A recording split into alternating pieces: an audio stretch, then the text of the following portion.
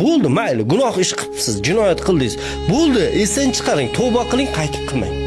Qaytmang gunoh. Qaytmang unga. Eslab yurmang. Kimdir sizni xafa qilgani, bo'ldi, kechirgan bo'lsangiz kechirdim deng, esingizdan chiqaring. 3 kundan ortiq azoblash mumkin emas. Kechirmasangiz ham hech narsa o'zgarmaydi, esingizdan chiqarmang. Mana kechirmadingiz-a, qalbingizda husumat paydo bo'ladi. U odamga buning hech qanday zarari yo'q. Lekin Sizga zarari bor.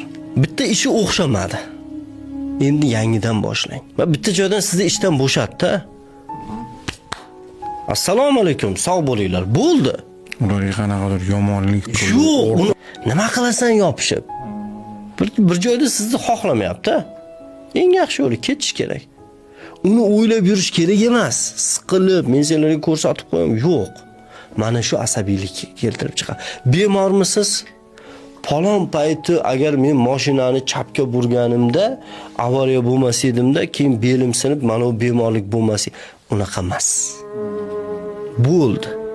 o'tib ket. O'tdi. Oqadigan suv oqib ketdi. Endi u suvni orqaga qaytarib bo'lmaydi. Sizga xiyonat qildi boyagida. Kechiring, yaqinlashtirmang. Chunki taqdirlar yozib bo'lingan. Siqilsangiz ham shu taqdir, siqilmasangiz ham shu taqdir. Siqilsangiz 2 karra ziyon ko'rasiz, siqilmasangiz bundan tezroq chiqib ketasiz.